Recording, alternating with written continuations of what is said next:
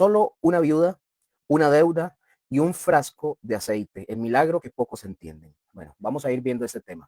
Este tema tiene que ver con el segundo libro de Reyes, del capítulo 4 y los versículos del 1 al 7, sobre la viuda, el aceite y el milagro, ¿verdad?, de la providencia divina. Entonces, mis hermanos, para iniciar con este tema, ahorita vamos a comenzar, para que ustedes hagan la imagen, vamos a comenzar con una imagen que probablemente ustedes y yo nos hemos visto mil veces sin que ustedes y yo nos detengamos a pensar.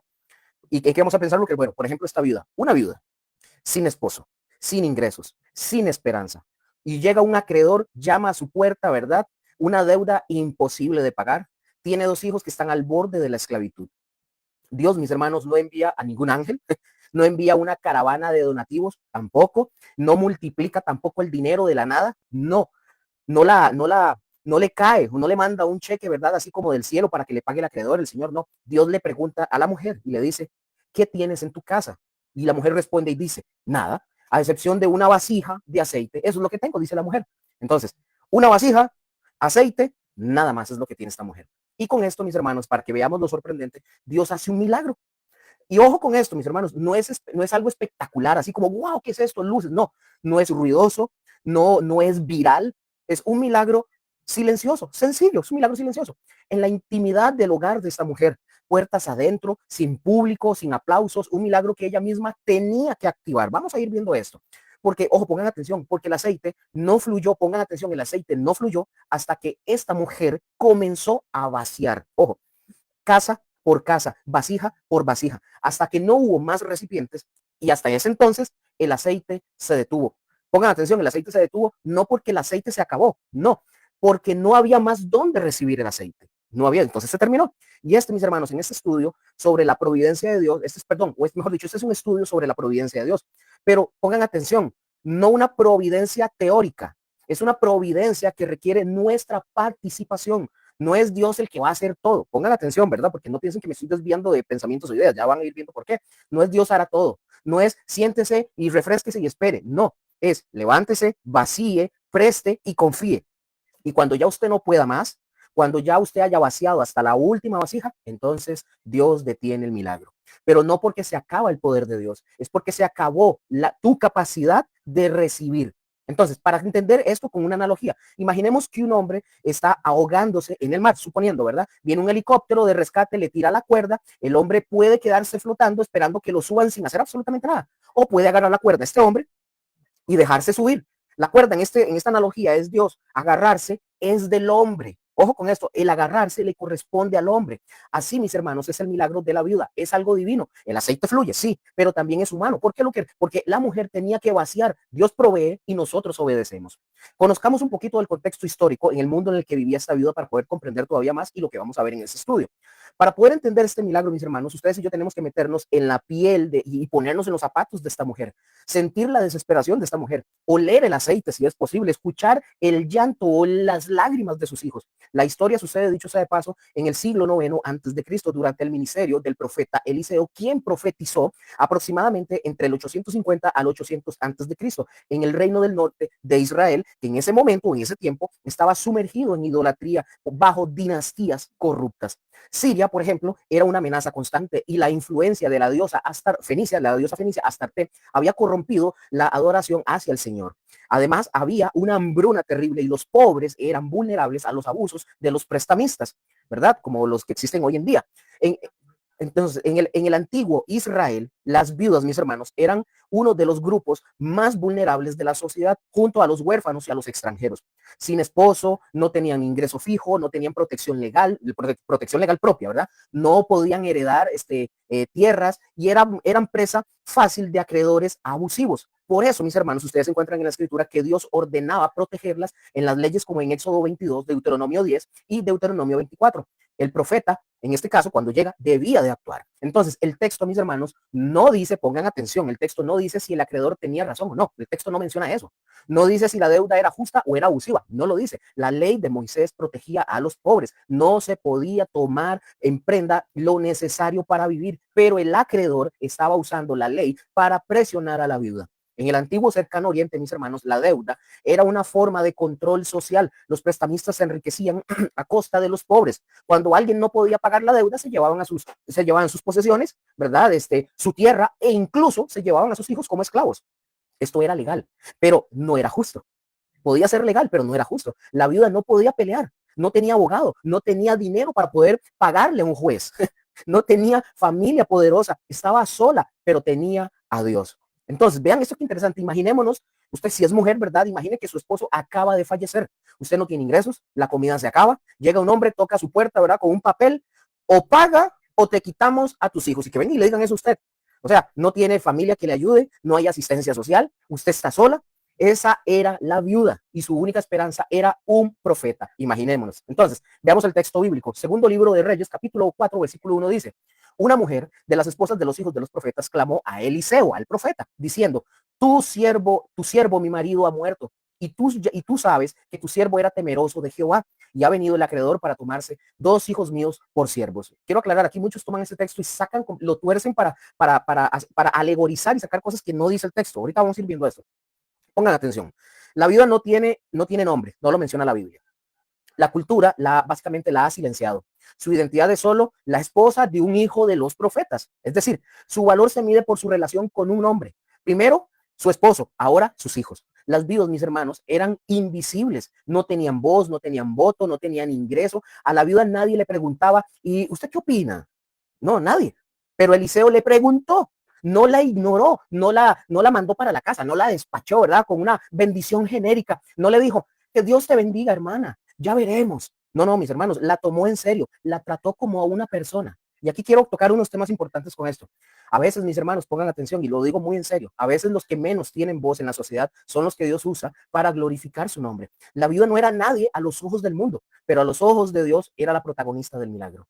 Amén. Segundo libro de Reyes, capítulo 4, versículo 2 dice: y Eliseo le dijo: ¿qué te haré yo? Declárame qué tienes en casa. Y ella dijo: tu sierva ninguna cosa tiene en casa, sino una vasija de aceite. Ojo con esto.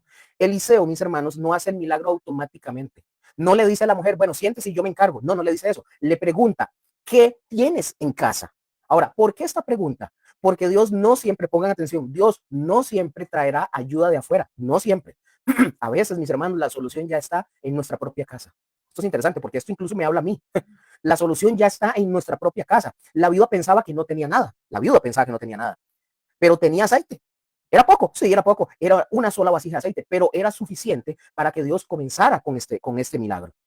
Ahora, pongan atención para comprender esta cuestión del aceite. En hebreo, la palabra es para aceite, mis hermanos, es shemen. Así, shemen, S-H-E-M, shemen. El aceite, mis hermanos, era aceite de oliva, uno de los productos más preciados del mundo antiguo. Y de hecho todavía se usaba para cocinar, para medicina, para combustible en lámparas, como cosmético, para consagrar sacerdotes y reyes y como ofrenda a Dios. El aceite era vida, mis hermanos. Sin aceite no se podía cocinar, no se podía alumbrar, no podían curar las heridas, no se podía adorar sin aceite. La viuda, mis hermanos, tenía poca cantidad de aceite, pero Dios multiplicó lo que tenía, no lo que ella no tenía. Pongan mucha atención. Yo no les vengo a hablar como hacen estos falsos maestros y profetas y apóstoles, pseudoapóstoles, que hablan de eso para sacarle dinero a usted. No, vamos a ver eso en el contexto real de lo que está hablando ese texto, que no tiene nada que ver con que le saquen a usted ofrendas especiales y que diezmos. No, no, no, no. Olvídense de esas historias.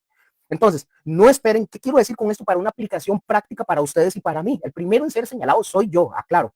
No esperemos a tener mucho para poder servir a Dios. Usted no vaya a decir: cuando tenga tiempo, cuando yo tenga dinero, cuando yo sea más sabio, cuando termine la universidad o cuando yo me case, yo compre una casa. No, no, no, no. Lo que usted tiene hoy, ahora, en este momento, por poco que sea, Dios lo puede multiplicar. Amén. Y no estoy hablando necesariamente de dinero, aclaro.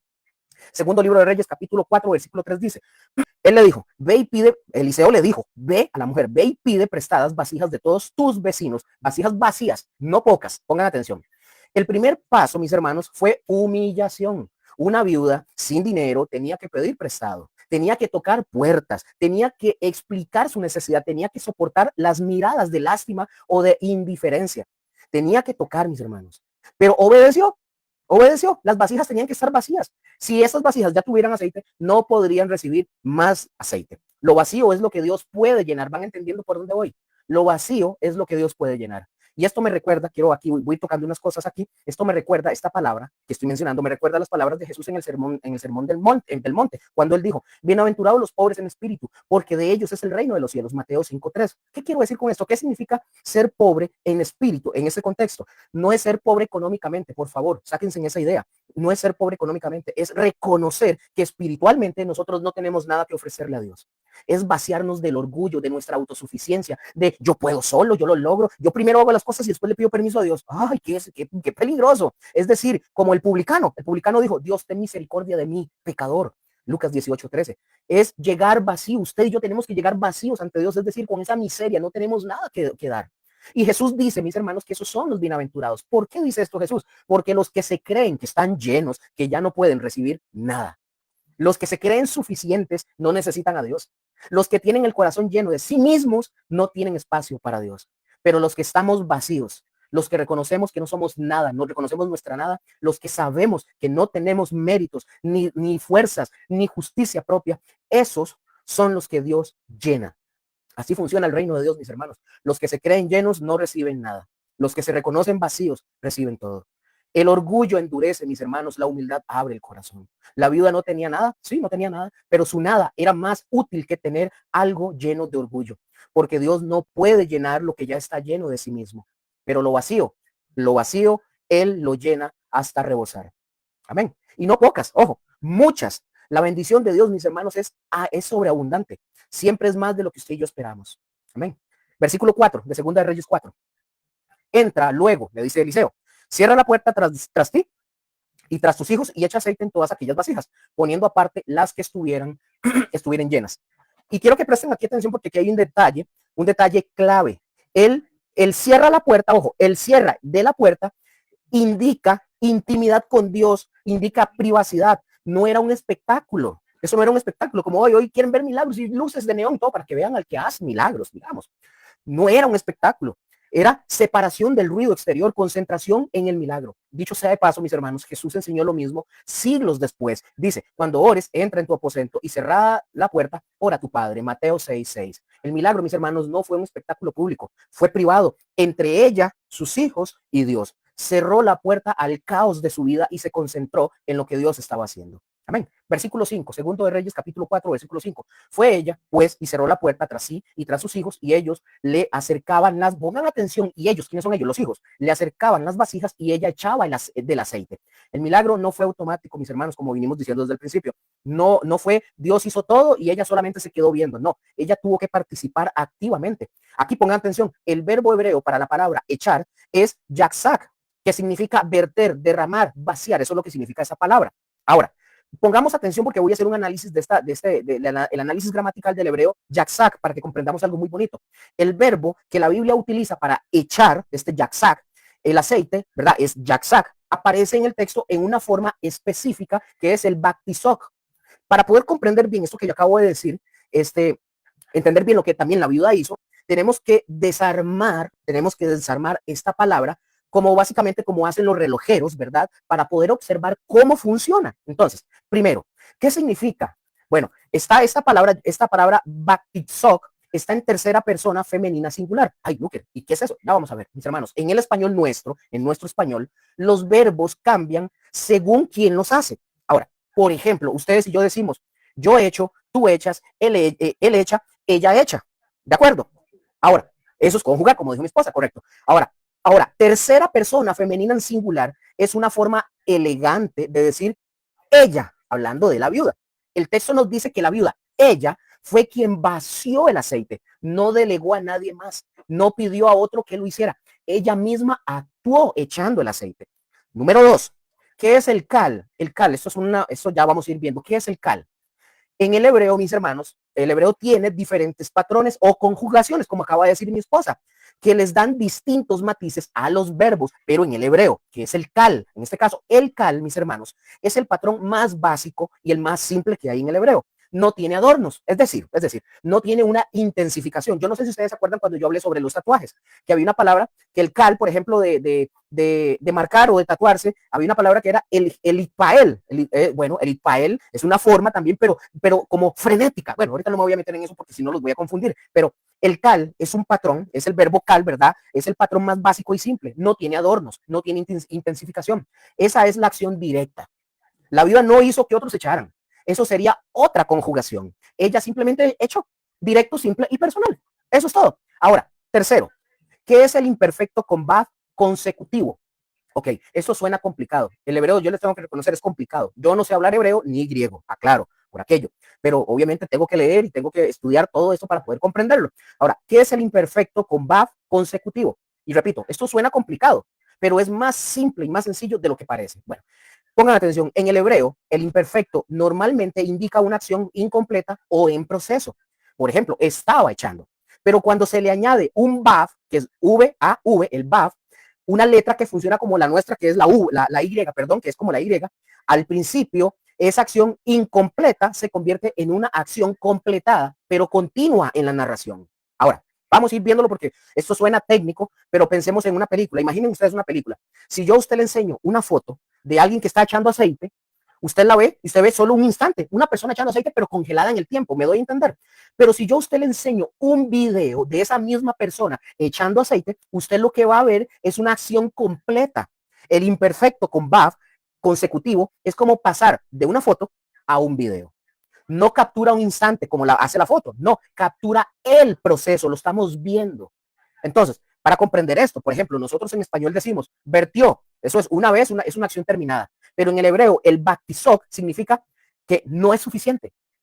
Entonces, en español decimos estaba vertiendo, es una acción en proceso, pero en el hebreo se acerca, pero no capta la repetición. Ahora, ojo, en el español decimos y vertió, o mejor dicho, echó, sin parar hasta que se acabaron las vasijas. Eso, mis hermanos, es baktizok. No fue un acto puntual, fue una acción repetitiva y sostenida. Esta mujer comenzó a vaciar, pero no paró hasta que las vasijas se acabaron. El hebreo nos muestra a una mujer trabajando, sudando, cansándose, pero sin rendirse. Ahora, ¿qué significa todo esto para nosotros? Veamos el término técnico. Tercera persona femenina, eso es como un resumen. Tercera persona femenina singular, ella misma actuó. ¿Qué nos enseña esto? ¿Qué es lo que esto nos enseña? No delegues tu fe. Usted no espere que otra persona haga tu parte. El término técnico, el cal, es una acción directa y simple. ¿Qué es lo que esto nos enseña? Que la vida no complicó el milagro, simplemente obedeció. El término técnico ahora, el imperfecto con verbo consecutivo, en palabras sencillas, es una acción repetitiva, continua, sin parar. ¿Y qué nos enseña esto a ustedes y a mí? La bendición fluye mientras usted y yo trabajamos. ¿Está qué? Haciendo, correcto. Mi esposa lo captó muy rápido. Estamos trabajando o haciendo. No nos detengamos con lo poco, correcto, así como lo dijo mi esposa. Entonces, para poder entender por qué esto es importante, muchas personas, mis hermanos, y cuidadito ustedes y yo nos ha pasado o estamos ahí, mucha gente cree que el milagro de Dios es automático, que Dios hace todo y nosotros solamente nos rascamos la panza. No, pero el hebreo, mis hermanos, nos muestra que la viuda trabajó. Dios proveía el aceite, pero ella lo distribuía. No fue un milagro pasivo, fue un milagro donde ella participó activamente. La bendición fluía mientras ella vaciaba. Cuando ella se detuvo, porque ya no había más vasijas, el aceite se detuvo. No porque Dios se cansó, porque ella completó ya su parte. Mis hermanos, eso es una acción continua. Ella no echó una vez, echó hasta que ya no hubo donde recibir más aceite.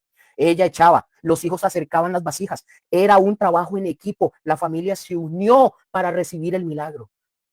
Wow. No es, voy a poner el ejemplo de que a veces nosotros hacemos aquí, no es Luke, eres el que hace el pan, lo cocina y todo y tiene que salir a vender. Es todos tenemos que participar, desde mi hija hasta mi esposa, yo, todos deberíamos de participar. Y eso eso es un ejemplo, pero puede ser por cualquier otra cosa. Sea que estemos trabajando en lo que yo hago, en mi trabajo, sea de banistería, sea de diseño, sea lo que sea. Todos participamos. Estoy dando nada más unos ejemplos, así, que no tienen mucho que ver con eso. Ahora, el otro texto, segundo libro de Reyes, capítulo 4, versículo 6, dice: cuando las vasijas estuvieron llenas, dijo a uno de sus hijos: tráeme aún una vasija. Y él dijo: no hay más vasijas. Entonces cesó el aceite. Ojo con esto, y aquí yo quiero que tanto mi esposa, yo sé que están ahí en otra cosa, pero quiero que pongan atención, y también mi hija. Aquí hay una verdad profunda. El aceite se detuvo no porque se acabó el poder de Dios, sino porque se acabaron los recipientes. Dios, mis hermanos, siempre está dispuesto a dar más, pero nosotros tenemos que estar dispuestos a recibir. La pregunta es, ¿cuántas vasijas tienen ustedes o tengo yo? ¿Cuánta capacidad de recibir tenemos? La viuda pudo haber pedido solo 5 vasijas y el aceite se habría detenido ahí, en 5 vasijas. Pudo haber pedido 50 y se habría detenido en 50. Pudo haber pedido 100 vasijas y se habría detenido en 100. El milagro no estaba limitado por el poder de Dios, sino por su capacidad de recibir de la mujer, ¿verdad? Versículo 7, dice el texto, vino ella, pues, y lo hizo saber al varón de Dios, y a Eliseo, y le dijo, ve, Eliseo le dijo a ella, ve, vende el aceite y paga tu deuda, y tú y tus hijos vivid del resto. Oh, vean esto lo que voy a decir. El milagro, pongan atención aquí, por favor. El milagro no era para acumular, era para pagar la deuda y para vivir. La bendición de Dios nunca es para que usted se haga rico y que usted se olvide de él. La bendición es para que usted sea libre y para que usted viva.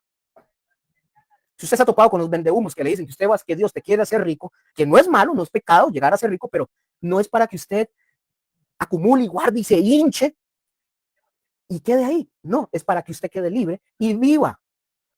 Es importante, quiero tocar un punto aquí, es importante notar que Eliseo no hizo lo que Eliseo no hizo, porque eso nos enseña a ustedes y a mí a discernir entre un verdadero hombre de Dios y un aprovechado, una rata, uno de esos que andan buscando cómo sacarle a usted y robarle. Quiero que vean qué fue lo que Eliseo no hizo. ¿Qué no hizo Eliseo? No la reprendió. Lo que sí hacen, y qué es lo que se hacen los falsos pastores, profetas y apóstoles, te dicen que tienes poca fe o que hiciste algo mal. ¿Qué no hizo Eliseo? No la despachó con una oración genérica. Lo que sí hacen los falsos pastores, maestros, etcétera, te dicen, Dios te bendiga, ya veremos. Y no hacen absolutamente nada por brindarle la mano al hermano o a la hermana. Lo que Eliseo no hizo, no le dio una profecía vaga. Lo que hacen los falsos pastores, maestros y apóstoles, le dicen a usted o a uno, te dicen, algo viene, pero nunca dicen qué ni cuándo. Lo que Eliseo no hizo, no le pidió dinero. Lo que sí hacen los falsos pastores, maestros, apóstoles, etcétera, te piden ofrenda para activar el milagro. ¿Qué no hizo Eliseo? No hizo el milagro por la mujer. ¿Y qué hacen los falsos profetas, maestros y todos estos? Le dicen qué hacer, pero que ella tiene que actuar. Vean esta aplicación, por ejemplo, los verdaderos líderes espirituales, los verdaderos hombres de Dios, mujeres de Dios, pastores, profetas, evangelistas, maestros, etcétera, apóstoles, etcétera. Los verdaderos líderes espirituales no te van a crear una dependencia. Te van a enseñar a confiar en Dios. No te dicen lo que usted quiere oír, te dicen lo que necesita saber.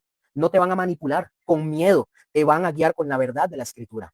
Vean, quiero, eh, quiero dar un ejemplo real, un par de casos reales. No son inventados, no son ficticios, son reales. Quiero contar algo de hace unos años. Hace algunos años un hermano pasaba por una situación muy difícil. Tenía trabajo, sí, tenía un trabajo, pero una quincena, este hermanito, después de pagar algunas deudas, de pagar donde vivía, se quedó sin dinero y no pudo comprar comida. Pasó varios días este muchacho, este joven, varios días comiendo solamente galletas con café o pan o alguna fruta, si la podía conseguir. Y es en serio. Él era miembro, este hombre era miembro de su congregación, era un miembro activo, estaba metido en el servicio de jóvenes, etcétera, todo. Él servía, también, como dije, trabajaba en la congregación, no era un desconocido, sabía que la iglesia tenía un almacén de alimentos, o sea, una bodega donde había alimentos que los hermanos de la congregación donaban para ayudar a las personas necesitadas. En teoría, era para eso. Se acercó este muchacho a uno de los pastores y le pidió una ayuda con algunos alimentos básicos, arroz, frijoles, aceite, latas, etc.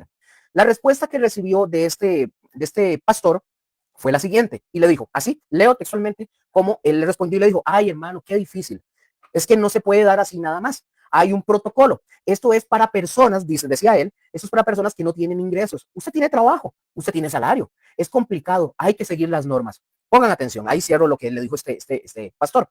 El hermano, este joven, el que trabajaba ahí, entendió que el pastor tenía que obedecer las reglas, él lo entendió, no lo culpó a él personalmente, pero lo que cuestionó fue el protocolo. ¿Por qué? Porque el protocolo, mis hermanos, decía una cosa, pero la Biblia dice otra. Por ejemplo, ¿qué dice la escritura? Santiago 2, 15, 16 dice, pongan atención, si un hermano o una hermana están desnudos y tienen necesidad del mantenimiento de cada día, y alguno de vosotros les dice, id en paz, calentados y saciados, pero no les dais las cosas que son necesarias para el cuerpo, ¿de qué aprovecha? No dice, pongan atención, no dice si el protocolo lo permite, no dice si tiene trabajo o no, dice si hay necesidad. Si hay necesidad y tú o yo podemos ayudar, entonces ayude. Así de simple. Ojo, ¿qué ¿qué pudo haber hecho este pastor en ese momento o la iglesia en lugar de esconderse detrás del protocolo? Lo que el protocolo decía, no se puede dar así nada más. Lo que la conciencia y la escritura dicen o sugieren, al menos le pudiste tal vez haber dado o ir a comprar con 5,000 o 10,000 colones para la comida. No iban a quebrar a la iglesia por eso. Un ejemplo. Otro, el protocolo decía, hay que seguir las reglas o las normas. Las normas no pueden estar por encima de la misericordia. ¿Qué decía el protocolo? Sí, el protocolo. Usted tiene trabajo. El hermano sí tenía trabajo, pero esa quincena no tenía para comer. El protocolo decía, es para personas sin ingresos. Pero la conciencia y la escritura dicen, la necesidad no entiende de categorías ni de protocolos. Incluso, mis hermanos, si no podía tocar el inventario oficial de verdad que estaba en esa bodega, este hermano pudo haber hecho tal vez una de tres cosas. Pudo haber sacado tal vez de su propio bolsillo como pastor para ayudar, tal vez si tenía, ¿verdad? O tal vez hubiera llamado a un grupo de jóvenes para juntar un dinero para poder ayudar a este muchacho. O tal vez le pudo haber incluso prestado el dinero, no regalado, prestado para salir del paso y poder comprar alimentos. Pero no, el protocolo pesó más que la necesidad. Entonces, para poder entender el error de esto, el protocolo se inventó para organizar la ayuda, no para impedirla. Cuando la norma, mis hermanos, se vuelve más importante que la persona, la norma se ha convertido en un ídolo. Jesús confrontó esto mismo con los fariseos. Dice, el día de reposo fue hecho para el hombre, no el hombre para el día de reposo. Mateo 2:27. Asimismo, el protocolo de ayuda fue hecho para el necesitado, no el necesitado para el protocolo. Yo no quiero aclarar, yo no estoy diciendo que las iglesias no deban de tener un orden. Claro que hay que tenerlo. Claro que sí. El desorden tampoco es bíblico, pero el orden no puede ser una excusa para la indiferencia. Si hoy usted, yo quiero mandar un mensaje, si hoy usted es un líder de congregación, pastor, maestro o lo que sea, pregúntese, ¿mis protocolos impiden ayudar al que realmente necesita? ¿He priorizado el inventario sobre la misericordia? ¿Podría hacer algo más aunque la norma no lo contemple? Y si usted es un miembro de la iglesia, pregúntese, ¿he visto a alguien en necesidad y yo lo he despachado con un Dios te bendiga sin mover un solo dedo? O tal vez he escondido mi falta de generosidad detrás de, es que la iglesia tiene sus normas. Mis hermanos, el amor no entiende de protocolos. La necesidad no espera a que el comité se reúna. La misericordia no se agenda. Y una última pregunta de esto. ¿Qué habría hecho Jesús? ¿Se habría escondido detrás de un protocolo? ¿Le habría dicho al hambriento, vuelve cuando el comité lo apruebe? No. Jesús alimentó a multitudes con pan y pescado y no pidió permiso. Ojalá, mis hermanos, sus iglesias, sus pastores, sus líderes, maestros y todos nosotros, incluyéndonos a nosotros, aprendamos de Cristo Jesús. Otro ejemplo más que quiero tocar con esto que estoy mencionando, por favor, pongan mucha atención, es otro ejemplo real. Y les voy a decir al final quién era esta persona. Cuando la ayuda se limita a voy a orar o te voy a mandar un link o un enlace. Ponga atención, hace aproximadamente 7 años, más o menos, no, va para 7 años, más o menos, otro hermano, es un hermano que trabaja en madera, de oficio, pero también tiene otras cuestiones, aprendió, es técnico contable, diseñador, etcétera. Tiene habilidades para trabajar en construcción, etcétera, incluso hasta hace pan. Este hombre ha pasado por periodos largos sin trabajo fijo, no tiene trabajo actualmente, ha trabajado de manera independiente, hay días que ha tenido trabajo, hay otros días que no ha tenido días sin trabajo durante muchos días, y la situación de este hombre, incluso con su familia, ha sido compleja. Tiene hogar, sí, está bien todo, pero ha sido compleja.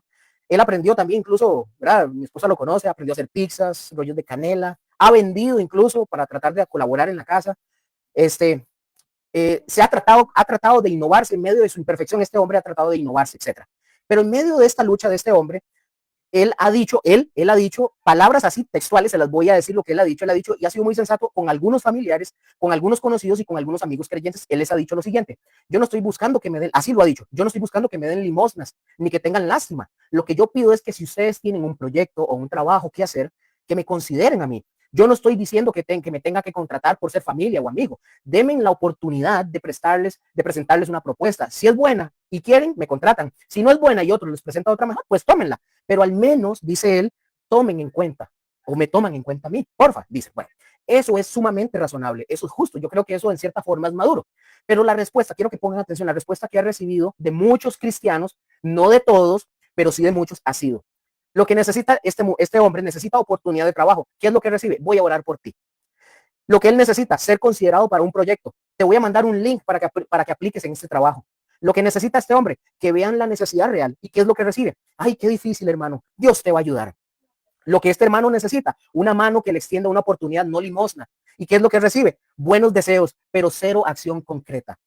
No está mal orar, quiero aclarar, no está mal orar, no está mal enviarle un link a una persona para que aplique un trabajo, eso demuestra preocupación, pero la preocupación no llena el estómago, no paga las facturas, no paga el agua, no paga la escuela, etcétera. La preocupación no paga el recibo de la luz, la preocupación no compra los ingredientes para que él haga pan, un ejemplo.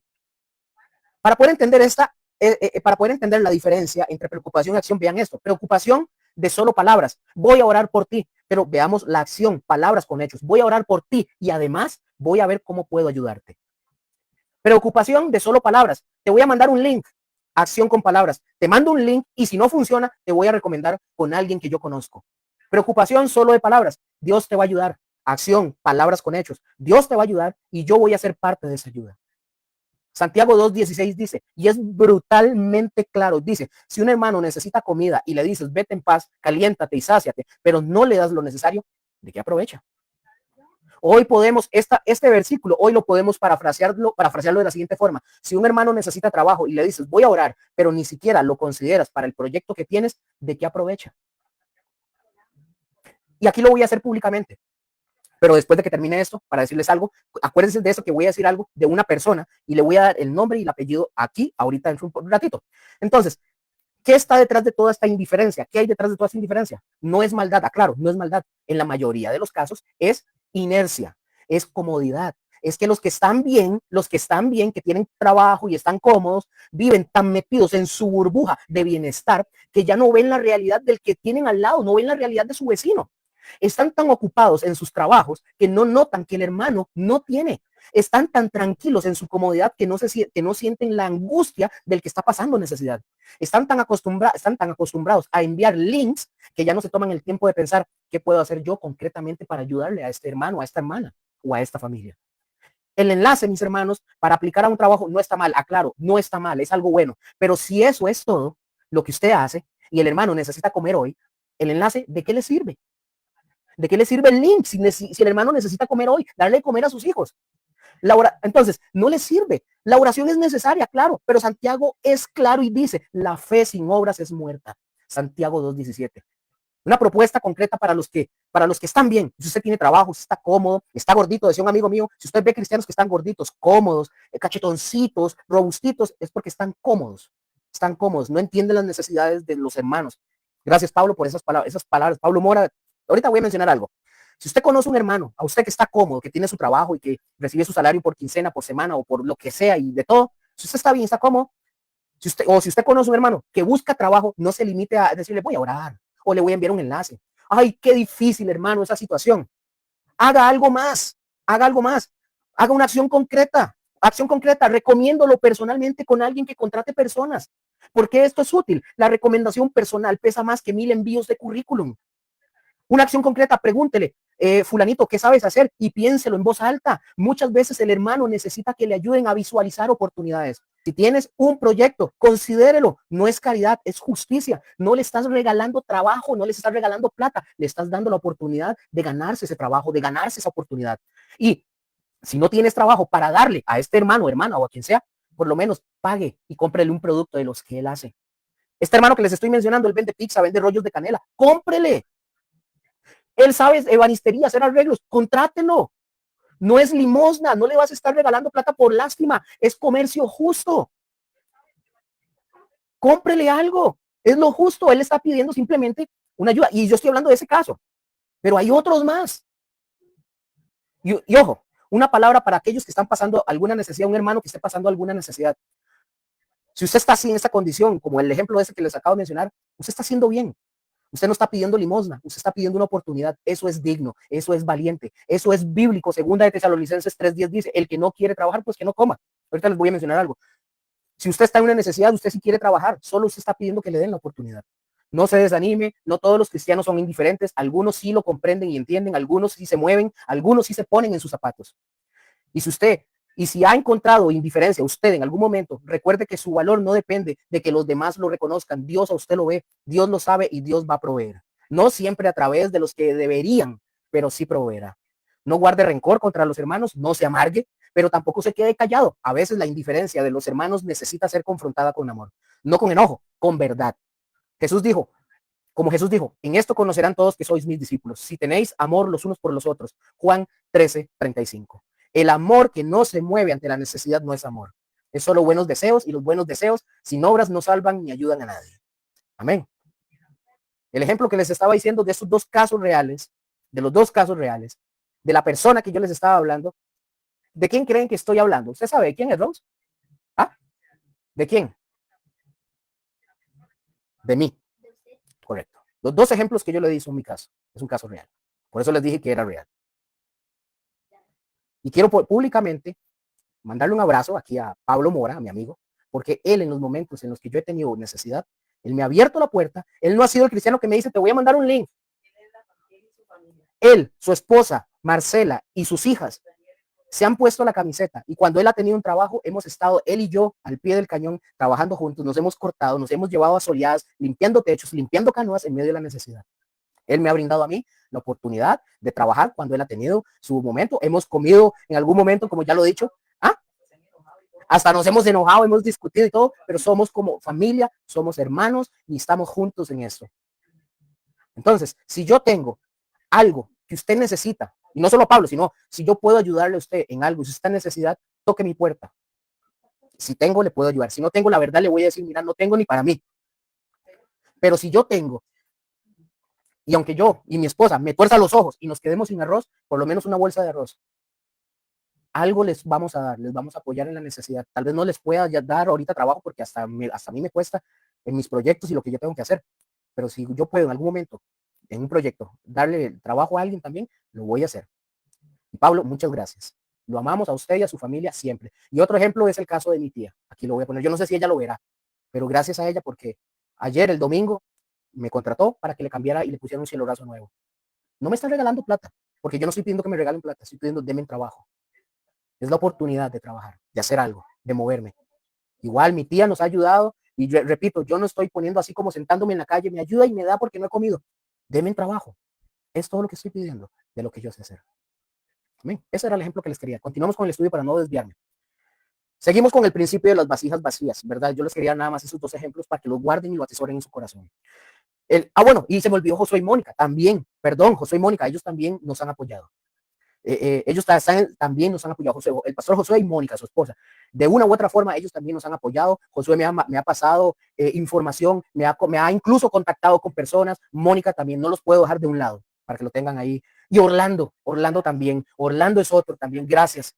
Orlando Cubero, sí, de verdad, muchas gracias. De verdad, yo les aprecio porque se ve que no solamente son palabras, han estado preocupados y cuando hemos estado en alguna necesidad o algo, ellos han comprado de los productos que hemos hecho.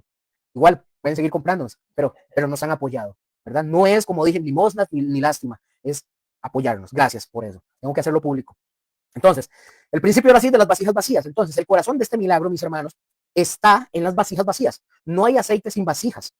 No hay bendición sin capacidad de recibir. Entonces, en la vida física, la viuda pidió prestadas vasijas vacías, y en la vida espiritual necesitamos humillarnos y reconocer nuestra necesidad. Las vasijas estaban vacías, listas para recibir.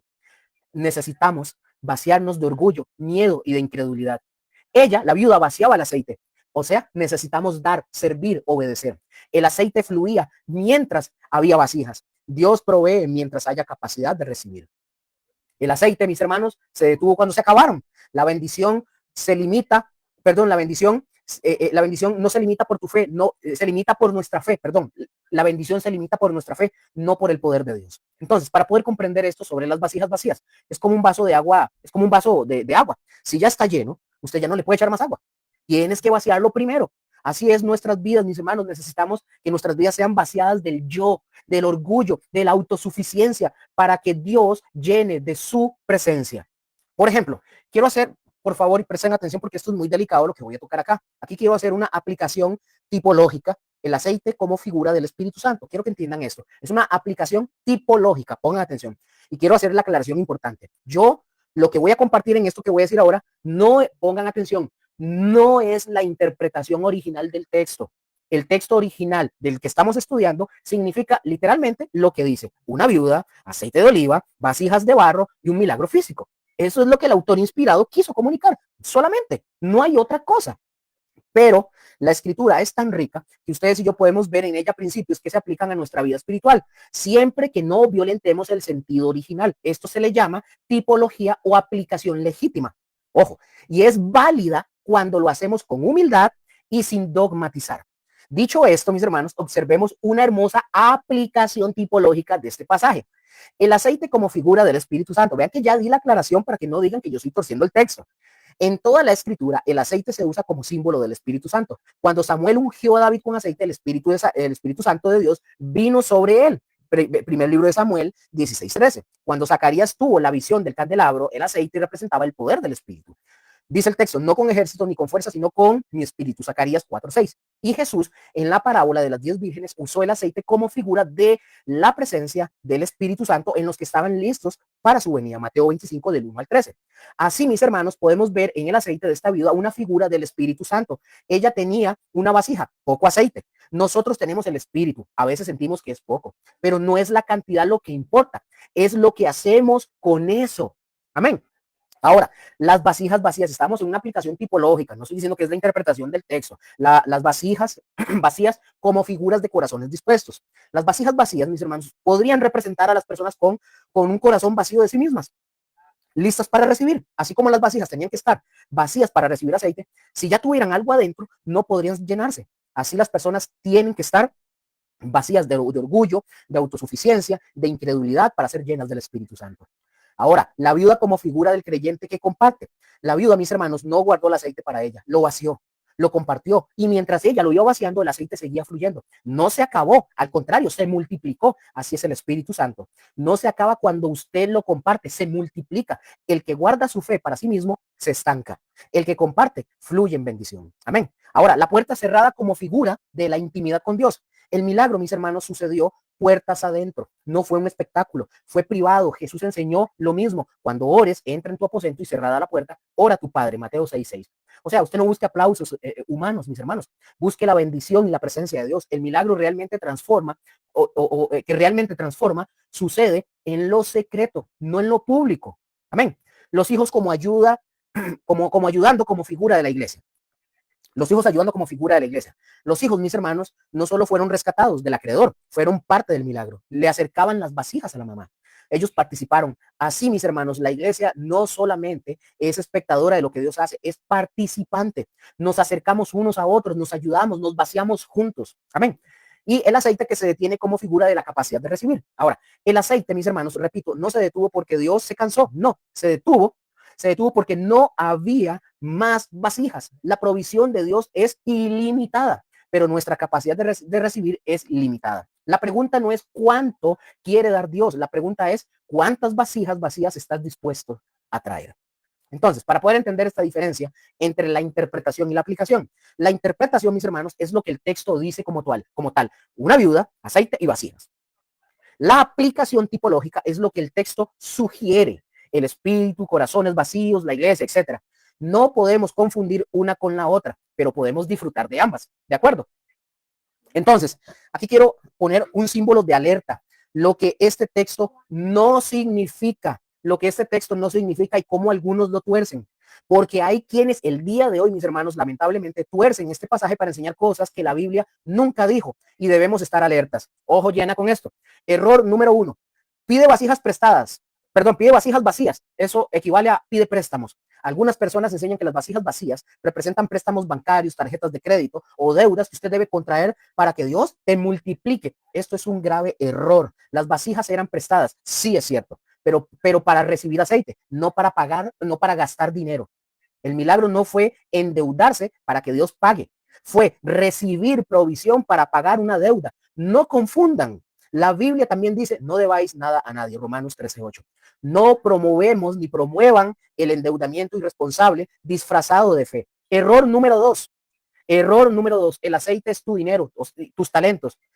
El aceite, mis hermanos, el aceite era literalmente aceite. Era una necesidad diaria. El milagro fue provisión para vivir, no para hacerse rico. Dios provee lo necesario, no siempre lo superfluo. Pablo aprendió a vivir contento con lo que tenía. Lean Filipenses 4 del 11 al 13. Usted no necesita una mansión para glorificar a Dios. Error número 3. Cierra la puerta para que nadie vea tu milagro hasta que se consuma. La puerta, mis hermanos, se cerró por intimidad, no por secretismo. El propósito era concentrarse en Dios, no esconder el milagro de los demás. De hecho, la viuda fue a contar lo sucedido. Vean el versículo 7. No era un secreto, era un testimonio, era un testimonio, era un testimonio. No conviertan, mis hermanos, eso era un testimonio, no conviertan la intimidad con Dios en una espiritualidad de ocultamiento y manipulación. Error número 4. El aceite se detuvo porque la viuda, dicen el error número 4, el aceite se detuvo porque la viuda dudó. El texto no dice eso, mis hermanos. El texto dice, no había más vasijas. La viuda sí pidió más, donde le dice, tráeme aún una vasija. Versículo 6. El problema no fue la falta de fe de esta mujer, fue falta de recipientes. No culpe, por favor, al creyente por falta de fe, cuando el problema es otro. Eso es añadir al texto lo que no está en el texto. Entonces, aquí quiero que entendamos algo para los que no saben. Aquí hay que entender la diferencia entre exégesis y eisegesis. Exégesis, mis hermanos, es sacar del texto lo que dice el texto. Eisegesis es meterle al texto lo que yo quiero que el texto diga. La mayoría de los errores que vienen de púlpitos son de púlpitos falsos, son eisegesis. El predicador no tiene un mensaje.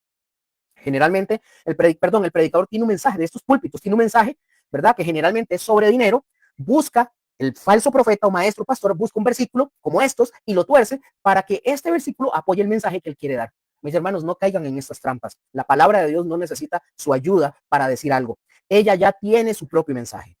Amén. Vamos a este punto. Vamos a ver a los hijos, el milagro en familia. Los hijos, mis hermanos, no solo fueron rescatados del acreedor, fueron parte del milagro. El acreedor quería llevárselos como esclavos. Cerraron la puerta con ella, los hijos estaban dentro del milagro. Le acercaban las vasijas a su mamá. Le avisaron a su mamá cuando ya no había más. Dios no solo los salvó, los involucró. Entonces, quiero con esto aplicar algo para ustedes, ¿verdad? Ustedes que son padres como yo y como mi esposa. No esconda a sus hijos, no esconda a tus hijos, o no escondan a sus hijos de las dificultades. Enséñeles a confiar en Dios, involúcrelos en la fe, que vean ellos cómo Dios provee, que participen sus hijos también en el milagro. Así que cuando sus hijos crezcan, no van a depender de las experiencias suyas, sino ellos van a tener sus propias experiencias. Entonces, en la cultura, por ejemplo, para entender esto, ¿verdad? La participación de los hijos, en la cultura hebrea, los hijos varones eran la única esperanza de continuidad familiar. El acreedor quería quitárselos, pero Dios no solo los devolvió, los hizo parte del proceso. Ellos mismos vieron cómo Dios proveía. Eso forjó su fe. Nada edifica más, mis hermanos, nada edifica más la fe de un hijo que ver a Dios responder en casa. Amén. Este principio, por ejemplo, este principio de vaciar para recibir, aparece en toda la Biblia. El milagro de los panes y de los peces, Jesús multiplicó lo que los discípulos le dieron, no hizo el milagro sin ellos. Ellos tenían que dar, no importa que fuera poco, Dios lo multiplicó. En las bodas de Caná de Galilea, Jesús convirtió el agua en vino. Y repito, yo no estoy aquí hablando de que usted tiene que ofrendar a Dios, no caigan en eso. Jesús convirtió el agua en vino, pero los sirvientes tuvieron que llenar las tinajas con agua. Jesús hizo el milagro, ellos hicieron su parte. En la ofrenda de la viuda pobre, en Marcos 12, del 41 al 44, ella dio todo lo que tenía. No fue una cantidad grande, es cierto, pero Jesús dijo que dio más que todos los ricos. Porque Dios, mis hermanos, no mide la cantidad, mide el corazón. En la pesca, por ejemplo, en la pesca milagrosa, en Lucas 5, del 1 al 11, Pedro obedeció a Jesús. Echa las redes, le dijo. Pedro dijo, no hay nada. Pero ¿qué hizo Pedro? Obedeció y las redes se llenaron hasta romperse. La obediencia, mis hermanos, pongan atención, la obediencia vino antes del milagro. Hoy quieren el milagro antes de la obediencia. Y de eso está lleno muchas iglesias, nada más que están tan velados que no se dan cuenta. Muchos quieren el milagro para después obedecer. Reciben el milagro y nunca obedecen. La obediencia vino primero, antes que el milagro. Ahora, ¿por qué fue que se detuvo el aceite? Vamos a tocar ese punto. Mis hermanos, pongan atención. No fue porque Dios se cansó. Ya, Isaías 40:28 dice que Dios no se cansa. No fue porque el aceite se acabó. El poder de Dios es infinito. No fue porque la viuda merecía solo eso. La gracia no se basa en méritos. Se detuvo porque ya no había más vasijas. La capacidad de recibir se agotó, no el poder de dar. Entonces, vean esta aplicación práctica. Pregunto, ¿el aceite se ha detenido en tu vida? Pregúntese usted mismo, ¿hay vasijas que usted no haya traído? ¿Hay áreas que quizás usted no haya rendido? ¿Hay puertas que usted no ha cerrado? El problema no es Dios, mis hermanos, es nuestra capacidad de recibir. Para poder entender el aceite que se detuvo, imaginémonos que usted y yo tenemos una llave, un grifo de agua, ¿verdad? El agua fluye con mucha fuerza, pero usted lo único que hace es que pone un vaso pequeñito. El agua se desborda, obviamente. No porque el agua sea poca, sino porque el vaso suyo o mío es pequeño. De esta misma forma, Dios quiere darnos más, pero nuestras vasijas, o sea, nuestra fe, nuestra obediencia, nuestra rendición, son pequeñas. Necesitamos vasijas más grandes, necesitamos más capacidad de recibir. Entonces, entonces, quiero hacer una advertencia aquí también, otra vez, mis hermanos, una advertencia sobre los falsos profetas y las escuelas proféticas y escuelas sobre esos sueños proféticos y todo eso que está saliendo hoy. Yo no puedo terminar hoy este estudio sin hacer una advertencia sumamente necesaria. Hoy nosotros estamos viendo una proliferación alarmante de autoproclamados profetas, apóstoles, videntes y un sinfín de títulos de madres, de parteras y de todo eso que nadie les pidió, o que nadie les dio ese título porque nadie se los quitó. Ahora, ¿qué es lo que ha estado pasando? Hoy estamos viendo, mis hermanos, escuelas proféticas, donde a usted le enseñan a activar dones espirituales como que si fueran poderes mágicos. Usted paga, usted asiste y usted sale certificado como profeta. La Biblia no sabe ni conoce de eso. El Espíritu Santo no se distribuye en talleres pagados. Luego están los talleres de interpretación de sueños, hágame el favor, donde a usted le enseñan a descifrar mensajes ocultos de Dios. La Biblia, mis hermanos, ya nos ha dado todo lo que usted y yo necesitamos saber para la salvación y la vida piadosa. Segundo de Timoteo 3:16-17. Usted no necesita un código secreto para entender a Dios.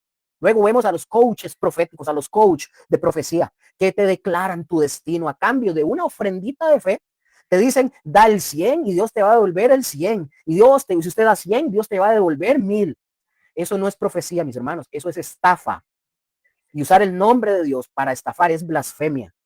Luego, los retiros espirituales, donde te cobran cientos de dólares en algunos casos para escuchar la voz de Dios, cuando Dios ya habla gratis en su escritura, a través de la Biblia. Usted la abre, la Biblia. Usted no necesita ir a una montaña, hacer cosas o ir a encuentros, ni escuchar a un apóstol que te cobre por orar por ti. Lea la Biblia.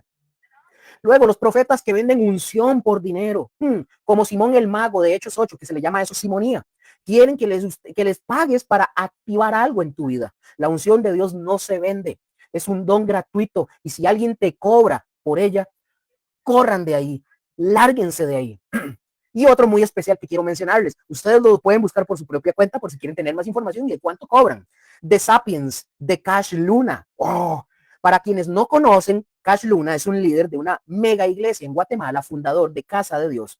Su organización ahora, llamada The Sapiens, ofrece conferencias, talleres y entrenamientos que mezclan psicología, liderazgo empresarial y supuesta unción profética. Y cobran cantidades significativas de dinero. Enseñan que el conocimiento es la nueva unción. Pregunto, ¿dónde está eso en la Biblia? En ninguna parte. Es otro buen ejemplo de cómo se comercia con lo sagrado. La unción de Dios no es conocimiento que se compra en un seminario de 3 días. Es el poder del Espíritu Santo que viene por gracia, no por pago. Este de Sapiens cobran más de $1000 y hasta así es un matrimonio. Ahí le hacen un kit. Entren y busquen de Sapiens y van a ver que no les estoy hablando, como decimos aquí en Costa Rica, no les estamos hablando paja. Ahora, para que entiendan esto que estamos hablando, para entender el problema de Sapiens y de cuestiones similares a esta. Pedro le dijo a Simón el mago, tu dinero perezca contigo, porque has pensado que el don de Dios se adquiere con dinero. Hechos 8:20. Eso aplica a cualquiera que el día de hoy cobre por impartir unción, conocimiento revelado o poder espiritual o por estudios bíblicos o por lo que usted se imagine. No, quiero que entiendan una cosa. No es que cobrar por enseñar la Biblia sea pecado. El obrero, dice la palabra, es digno de su salario, Lucas 17. El problema es cuando a usted le venden como producto lo que Dios da gratis. La unción, el espíritu, la revelación, la profecía no son productos de consumo, son dones de Dios. ¿Qué dice la Biblia? Bueno, la referencia, segunda de Pedro 2 del 1 al 3. La advertencia, habrá falsos maestros que introducirán herejías destructoras y por avaricia harán mercadería de vosotros. Mateo 7:15. Guardaos de los falsos profetas que vienen a vosotros con vestidos de ovejas, pero por dentro son lobos rapaces. Primera de Juan 4:1. No creáis a todo espíritu, sino probad a los espíritus si son de Dios, porque muchos falsos profetas han salido por el mundo. Ahora, quiero aclarar algo. Cuando aquí Juan dice no creáis a todo espíritu, hay que estudiar para entender. Se refiere a toda persona, a todo ser humano. No está hablando de fantasmas o espíritus. No creáis a todo espíritu, está hablando de personas. Jeremías 23:16 dice, no escuchéis las palabras de los profetas que os profetizan, os llenan de vanas esperanzas, hablan visión de su propio corazón, no de la boca de Jehová. Otro más, Hechos 8:20, tu dinero perezca contigo. Pedro a Simón, ¿verdad? El mago que quería comprar el don de Dios. Les dije Hechos 8:4. Ahora, ¿cómo, mis hermanos, cómo discernir un verdadero siervo de Dios de un falso profeta, un falso maestro, pastor, etcétera, de esos aprovechadores? El siervo verdadero de Dios no cobra por profetizar o por impartir unción. El falso profeta o el falso aprovechador te pide dinero por una palabra o por activar algo. El verdadero siervo de Dios no usa frases vagas como algo viene, un movimiento. El falso dice, el falso dice, a menudo falla porque adivina y no profetiza. El hombre de Dios dice o hace o te lleva, apunta a Cristo, no hacia él mismo. El falso te hace dependiente de él. El hombre de Dios, su vida es congruente con su mensaje. El falso vive en lujos y usted da ofrendas de fe. El verdadero confronta el pecado. El falso solo dice lo que usted quiere oír para que usted siga dando más dinero. El hombre de Dios dice, todo lo que dice está alineado con la escritura. El falso tuerce la Biblia para apoyar su propio mensaje. Y un recordatorio final antes de ir terminando. La palabra de Dios es gratis, es gratuita. El evangelio es gratis. La salvación es gratis. El Espíritu Santo no se vende. Si alguien a usted le cobra por enseñarle a profetizar, por darle una palabra profética o por activar algo en su vida, recuerde a Pedro, tu dinero perezca contigo y corra lejos de esa persona y de ese lugar. Yo no digo, quiero aclarar, yo no digo que no haya genuinos ministerios. Claro, yo no estoy diciendo que no existan genuinos ministerios, que ofrezcan conferencias o talleres con costos justos para cubrir gastos. No estoy diciendo eso. Eso es otra cosa completamente. El problema es cuando el negocio se vuelve el centro, cuando la unción se vende como un producto, cuando la presión para invertir en tu destino es mayor que el deseo de conocer a Cristo. Probadlo todo, retened lo bueno. Y si no pasa la prueba de la escritura, deséchelo. Así de simple. Entonces, mis hermanos, para terminar, esta vida no era especial, no era profetisa, no era rica, no era poderosa, era una mujer común y corriente con una deuda imposible y una esperanza a punto de morir. Pero hizo tres cosas. Clamó, no se quedó callada, ¿verdad? No se resignó, no aceptó la derrota, fue a buscar ayuda. Número dos, obedeció, hizo lo que el profeta le dijo, aunque no entendía cómo funcionaría. Y número tres, vació. No guardó el poco aceite que tenía para ella, lo vació todo y Dios lo multiplicó. Hoy, mis hermanos, tal vez usted está como esa vida, muy probablemente. La deuda te está aplastando, el acreedor está llamando a la puerta, la esperanza se está acabando. Tal vez no tienes nada, tal vez tienes un poco de aceite. Ese poco de aceite es tu fe, esa pequeña confianza en que Dios existe y puede ayudarte. Vacíela, úsela, póngala en acción, no se quede con lo poco que tiene, pensando que no es suficiente. Dios multiplica lo que usted le entrega. No lo guardes. Y cuando usted haya vaciado hasta la última vasija, cuando usted haya rendido hasta la última área de su vida, entonces el milagro se va a detener. No porque Dios se haya acabado, sino porque ya habrás recibido todo lo que Él tenía para ti. Y la última pregunta y cierro. ¿Cuántas vasijas vacías tienes para que Dios las llene el día de hoy? ¿Cuántas? Amén. Mis hermanos, un gusto, de verdad. Espero que esta enseñanza haya sido, ¿verdad?, edificante para ustedes y que aprendamos de verdad. En el nombre de Jesús. El Señor me los continúe bendiciendo y nos vemos en unas siguientes enseñanzas. Nos vemos. Los amamos un montón y sigan adelante. Bendiciones.